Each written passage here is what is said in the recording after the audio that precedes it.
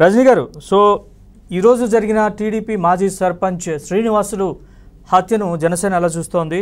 చాలా దారుణంగా వెనక నుంచి అతి దారుణంగా బహిర్భూమికి వెళ్ళిన సమయంలో, నేచర్ కాల్కి వెళ్ళిన సమయంలో తెల్లవారుజామున దారుణంగా నరికి చంపారు.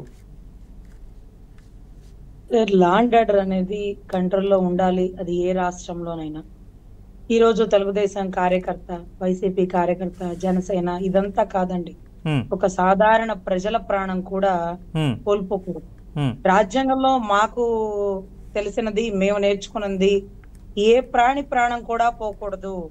ఏ ప్రాణికైనా ప్రాణరక్షణ హక్కులు కలిగి ఉన్నాయి. జైల్లో ఉన్న ముద్దాయితో సహా మర్డర్ చేసిన వాడిని కూడా, అతని ప్రాణాన్ని కూడా కాపాడాల్సిన బాధ్యత రాష్ట్రానిది. అకౌంటబిలిటీ, రెస్పాన్సిబిలిటీ అనే పదాలు మేము నేర్చుకున్నాం సార్.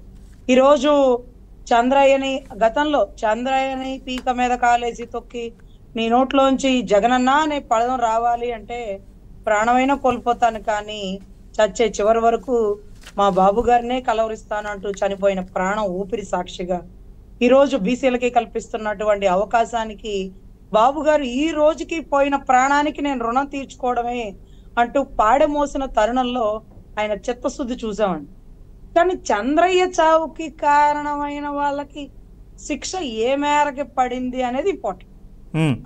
అది తెలిసింది అనుకోండి, రేపు ఒకరిని చంపబోయినప్పుడు అమ్మో చంద్రబాబు వదలరా బాబు, ఎన్ని సంవత్సరాలైనా గుర్తుపెట్టుకుంటాడు, ఎప్పటిది అప్పుడే, ఈ చోట కర్మ ఈ చోటే, ఓర్పు నేర్పు ఇదంతా చూసేవారికి చేతగానితనం.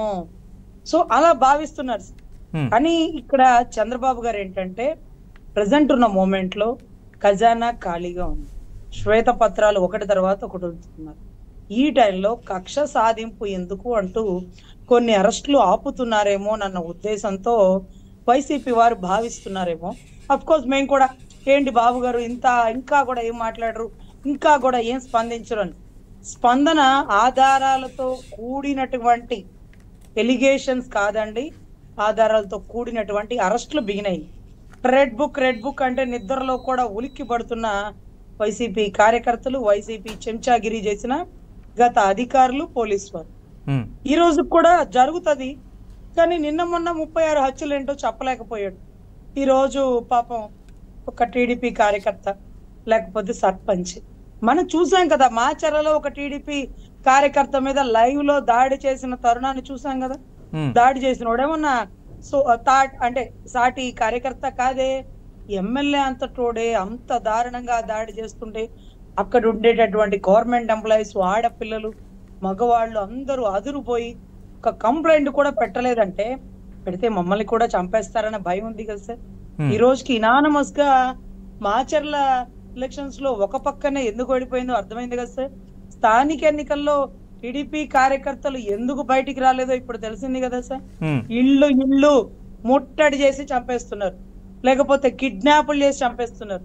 జనసేన ఆడబిడ్డలు ముందుకొచ్చి నామినేషన్ ఇస్తే జాకెట్ లో ఉండే నామినేషన్ పత్రాన్ని చించేసి నాడి రోడ్డు మీద అరాచకం చేసిన తరుణం. నామినేషన్లే వెయ్యనివ్వకుండా ఏకగ్రీవాలయని, ఇన్నయ్యని, అన్నయ్యని మాది రికార్డ్ అని చెప్పుకున్నారు కదా. Sir exactly. ఒక కార్యకర్త చనిపోయారు అనుకోండి, అప్పటికప్పుడు మళ్ళీ ఎలక్షన్స్ జరిగే మూమెంట్ లో మేము కొన్ని నామినేషన్లు వేయించాం జనసేనలకి చీరాల పరిసర ప్రాంతాల్లో. వేయిస్తే వెంటనే అతని అకౌంట్ లో 5,000 ఉన్నాయంట, దాని గురించి పొందుపరచలేదు, ఆ కారణంగా మీ నామినేషన్ స్క్రూటనీలో పోయింది అన్నారు.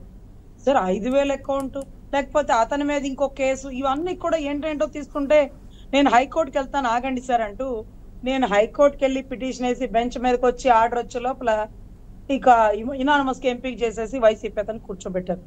ఇంత అరాచకం ఏంటి సార్? ఏదైనా శృతి మించిపోతే వినాశకాల విపరీత బుద్ధి అని గత ప్రభుత్వం చేసిన దానికి జరిగినటువంటి శాస్తి అసెంబ్లీలో మీ బతుకులకి మీరు అడుగు కూడా పెట్టనివ్వకుండా ప్రజలు ఇచ్చిన తీర్పు.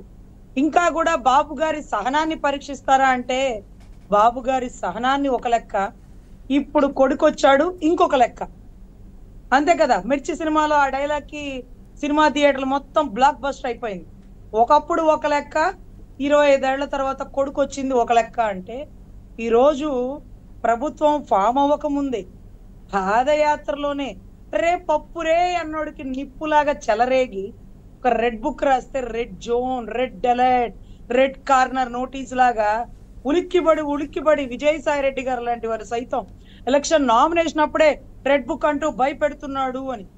ఏమో అక్కడ బూచుంది వెళ్ళమాక అంటే ఉందో లేదో చూసి రావచ్చుగా. అమ్మో ఏముందో చెప్పినోడి మీద నమ్మకం, చెప్పారంటే ఉంది.